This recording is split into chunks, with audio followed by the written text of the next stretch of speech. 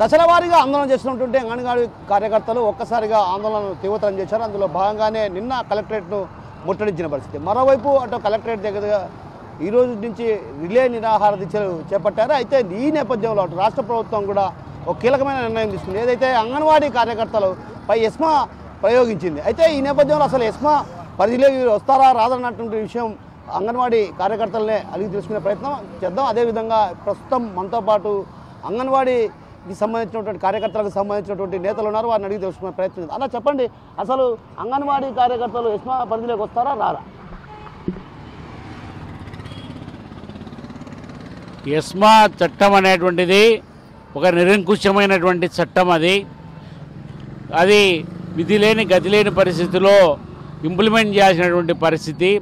ఈరోజు అంగన్వాడీ వర్కర్లు న్యాయసమ్మతంగా చట్టబద్ధంగా చేస్తూ ఉన్నారు. ESMA essential services and maintenance act అనేటువంటిది ఇది అంగన్వాడీ వర్కర్లకు సంబంధించినటువంటిది కాదు. ఇది లేనిపోని లేనిపోని పద్ధతుల్లో ఇది లాక్టేటింగ్ ఉమెను, అదేవిధంగా పిల్లల పోషాహారము లేకపోతే గర్భవతులకు వీటికి సంబంధించి న్యూట్రిషన్ అందించడంలో విఫలమవుతున్న నేపథ్యంలో వీరి అంగన్వాడీల పైన వారు అందిస్తారు కాబట్టి వారు అందించడం లేదు కాబట్టి అది ల్యాప్సెస్ జరుగుతుందని చెప్పేసి అంగన్వాడీల పైన ఈ ఎసెన్షియల్ మెయింటెనెన్స్ యాక్ట్ను చేస్తూ ఉన్నారు. ఇది దుర్మార్గమైనది, నిరంకుశమైనది. ఇది సమ్మె చేసే ముందు ప్రయోగించలే.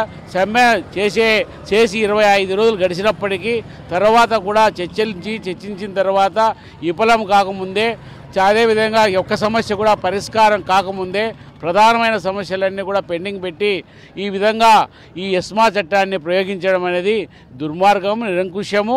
ఇది అప్రజాస్వామికమైనటువంటిది. ఇది అందరూ కూడా ప్రజాస్వామికవాదులందరూ కూడా ఖండించాల్సినటువంటిది. అసలు అంగన్వాడీలకు సంబంధించి ఏ పద్ధతిలో నువ్వు ఎస్మాను ప్రయోగిస్తావు? ఇలా ప్రభుత్వ ఉద్యోగులు కాదు, కార్మికులుగా గుర్తించలే. వీరిని గౌరవ వేతనం ఇచ్చి నువ్వు చేయించుకుంటా ఉన్నావు. ఆ గౌరవ వేతనం పెంచమని చెప్పి వాళ్ళు అడిగారు. వాళ్ళు శాలరీ బేస్డ్ కాదు.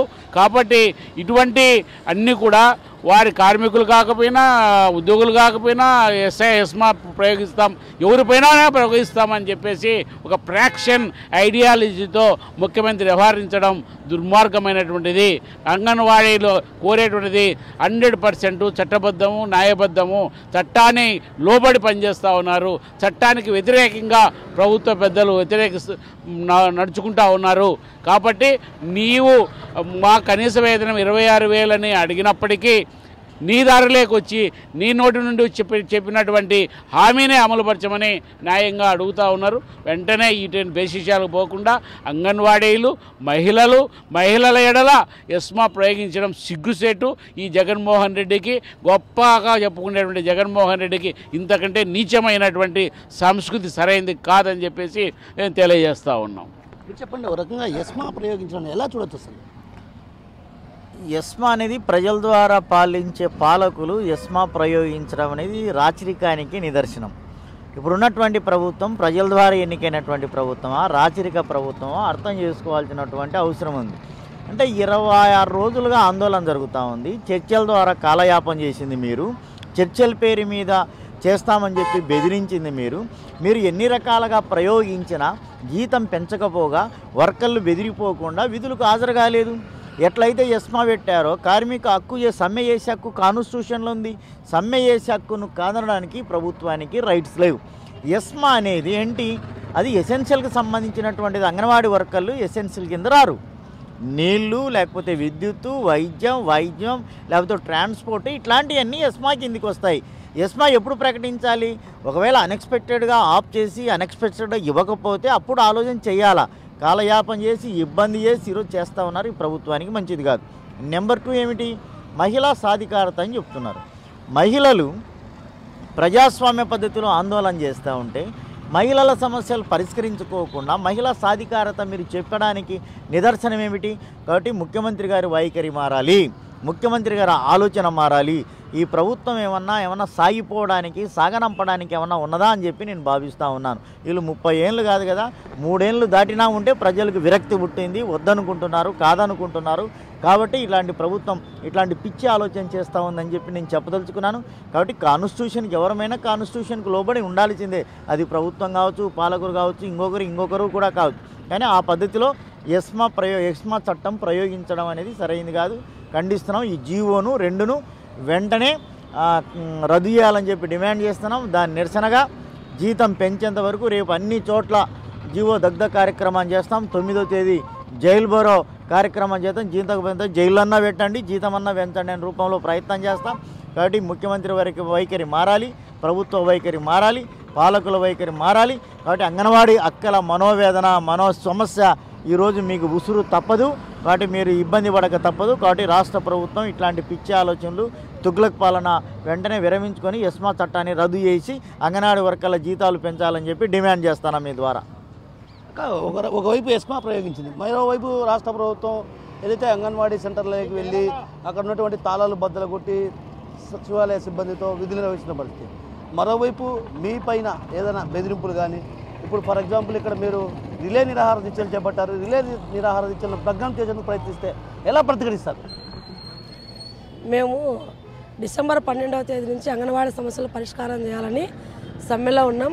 కానీ ప్రభుత్వం ఆ సమస్యల పరిష్కారం చాలా మొండి వైఖరి అవలంబించింది. నిన్న 2-3 రోజుల కిందట కలెక్టర్ గారు ఆర్డర్ ఇవ్వడం జరిగింది. ఈ 5వ తేదీ లోపల జాయిన్ కాకపోతే అంగన్వాడీ కార్యకర్తలందరినీ ఇళ్ల నుంచి తొలగిస్తామని చెప్పడం జరిగింది. మేము అదరకుండా బెదరకోకుండా ఈరోజు అన్ని జిల్లా కలెక్టర్ ఆఫీసుల ముందు రాష్ట్ర వ్యాప్తంగా సమ్మె చేస్తున్నాము, రిలే దీక్షలు చేస్తున్నాము. ఇప్పటికిప్పుడు కొత్తగా ఎస్మా చట్టం అని దాని కింద అంగన్వాడీ కార్యకర్తలు ప్రభుత్వ ఉద్యోగస్తులు కాదు, గౌరవ వేతనంతో మేము పని చేస్తున్నాము. కానీ ఇప్పుడు కొత్త జీవో తెచ్చి జీవో నెంబర్ 2 అని తెచ్చి అంగన్వాడీ కార్యకర్తలు లబ్ధిదారులకు ఆహారం అందించలేదని ఒక కారణం చూపించి ఎస్మా చట్టం ప్రయోగించి మమ్మల్ని విధుల్లో చేరాలి, లేకపోతే ఉద్యోగాల నుంచి తీసిస్తామని భయపెట్టే పరిస్థితి జరుగుతుంది.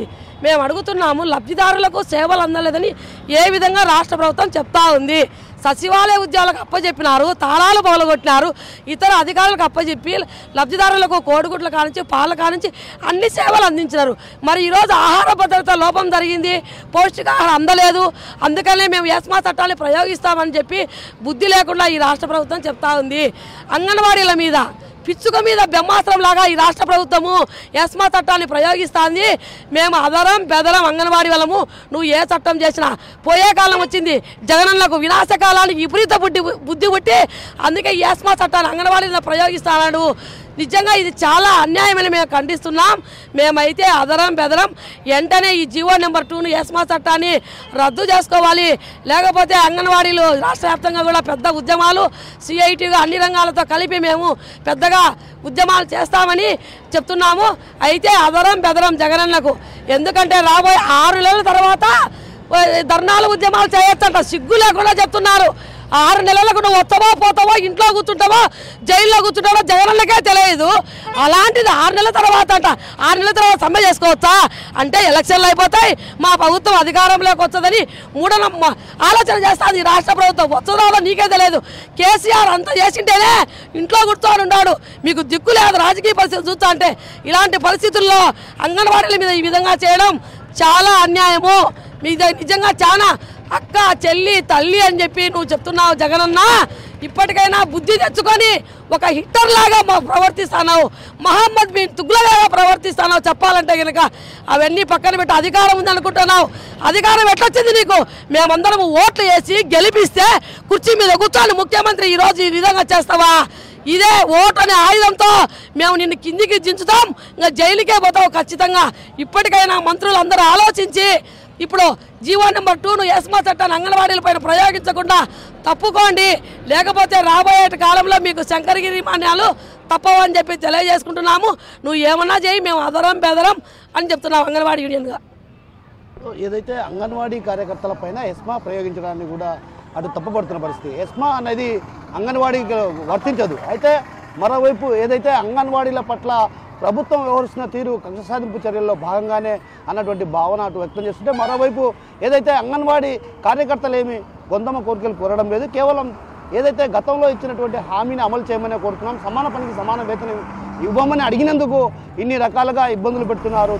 శంకరగిరి మాన్యాలు జగన్కు తప్ప ఉన్నటువంటి భావన అటు అంగన్వాడీ కార్యకర్తల నేతలతో పాటు అంగన్వాడీ కార్యకర్తలు చెప్తున్నారు. కెమెరా పర్సన్ నాగేశ్వరరావుతో కిషోర్, RTV, కడప కలెక్టరేట్ నుంచి. మరిన్ని వీడియోస్ కోసం ఛానల్ ని సబ్స్క్రైబ్ చేయండి. లేటెస్ట్ అప్డేట్స్ కోసం వాట్సాప్ ఛానల్ ని ఫాలో చేయండి. అండ్ లింక్ డిస్క్రిప్షన్ లో ఉంది.